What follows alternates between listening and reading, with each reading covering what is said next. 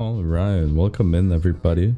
So I haven't seen anybody really talk about Musketeer for the new update, so I thought I just wanted to share my builds and opinions and certain items and how to make the best builds pretty much. So yeah, let's just get into it. Alright, so the first build we'll be covering would be the shooty staffy one. In my opinion as well, just the best way to play musket right now. The main issue is you kind of need a pretty good pet. Like there's more than just burst fire pet requirements for this. If you don't have that, I'll show you a pure shooty build as well, which pretty much only requires burst fire and overwatch. So we can start off with the hat here. I'm still running the Moo hat. Cannonball is just still pretty good, and with this build specifically, you get an extra set while keeping the Ready 5. Super Strike's still good. The stats are a bit outdated, but again, just the extra set of cannonballs with scratch. Yeah, still the fastest way to play the game.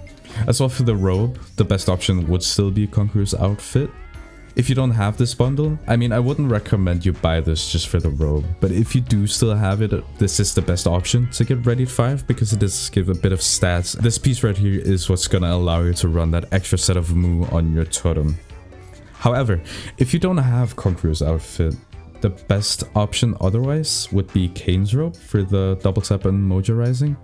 And then you use the ready totem either from Tybalt or Sinbad. They don't really make a difference. There's either the Polyp or the Mojo Reaver.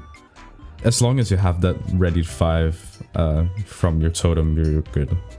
For boots, however, this is a must-have. Best stats in the game. Comes with Eagle Eyes. Obscuring Cloud is nice, but again, mainly the Eagle Eyes here and the stats. It's just a must-have. So, weapon. The best hybrid weapon you can run, it's just gonna be Deacon's endgame Mage Arms for the ready spell. Again, to allow us to get that ready 5 while keeping those 2 bombs. If you want to run the totem or if you can't get this weapon, your other option would be Bishop's endgame Magic Blaster. The reason I don't like these, even though they would give me double tap 5, is that Mojo Rising 3, instead of going based on accuracy to dodge, it will go off base will to base will.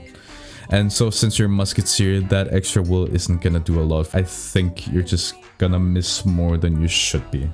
So, eye patch. So since we now have these 2 copies of Super Strikes, I'd say Patch of St. Fido is the best option. If you don't have it, I mean, the Sinbad straps is still a solid option. And yeah, the extra accuracy helps a lot. Puts you at 200 accuracy, which is pretty respectable. Now we have Totem, like we talked about, Moo Totem.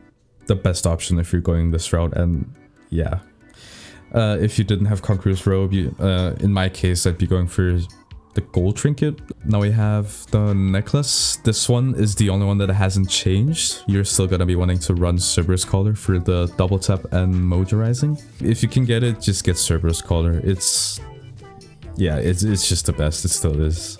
For rings, you have 2 options. If you don't have double tap 5 and you want double tap 5, specifically if you don't have Mojo Echo on your pet, you could go for the silver ring of the emissary for the double tap extra accuracy. The reason I'm still using the Mojo Echo ring, even though my pet doesn't have Mojo Echo, is that I find it more consistent. Because most of the time you're gonna be using your bombs before your supers, in which case mobs are running into your ready 5, where if you don't crit, you have that chance to get the Mojo Echo, and I think overall more damage as well. And again, the spell power again with the bombs.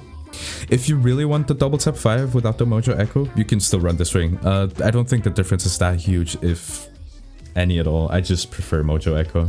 I mean, the only case this would be like de facto the best is if you have the Mojo Echo on your pet. So pet requirements as well have kind of changed a bit.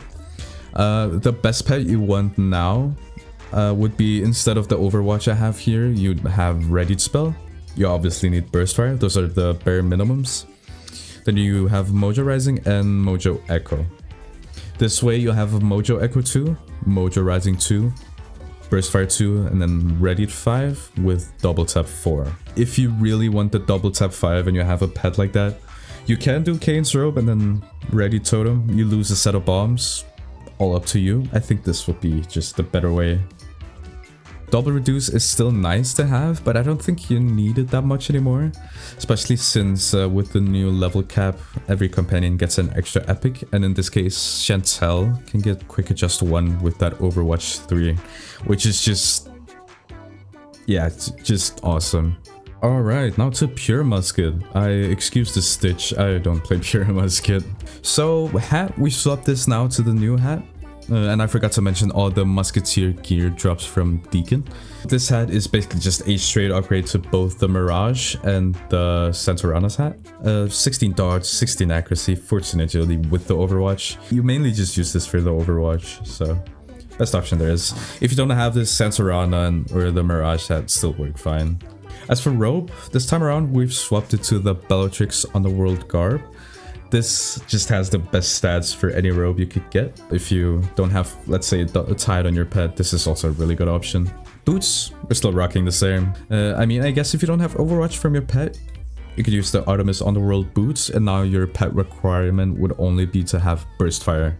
Weapon, this time around we're using the new weapon as well, the Deacon's Endgame Blasters. Here you get that Overwatch, kind of like a Darkmoor Death Spitter, an extra copy of Demolition, which there's not really any option here. Just go with this. This way you get true grit 2. And you might be wondering now, why shouldn't you go grit 3? I'd say you should only go for grit 3 if you have grit on your pet. Mine doesn't. It's leaning very heavily towards stats, and that grit 3, I wouldn't say sacrificing 15 agility or 15 accuracy, sorry, with 14 agility and the 8 weapon power for an extra rank of grit. Yeah, not worth it in my opinion. Bellarobe just kind of outclasses it in every way. We're still doing Saint Fido. I mean, with this amount of accuracy, if you want to, you can go Saint Rex, you can go Gallant Stripes. It's a more free option here. I'd probably say still stick to Saint Fido. The dodge is really good, just if anything. Totem, we're still, again, doing the same. This time you only have one option, being this. That has Overwatch and Hold the Line, specifically for Musk, which is pretty good if you need that extra Overwatch. We're still doing Serp Collar. This time we're going for double tap 5, because we're going to be using the double tap ring. And then, yeah, pretty simple.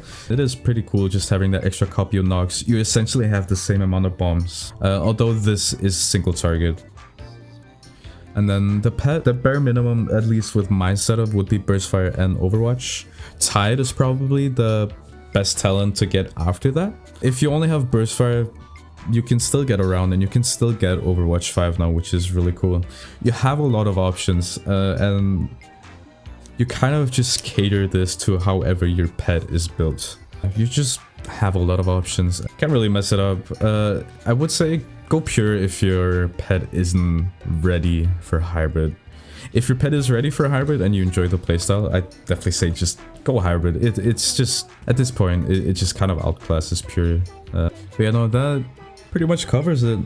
If you guys have any questions about certain things, hats, or like where what drops, anything, feel free to let me know and I'll be happy to answer you guys in the comments.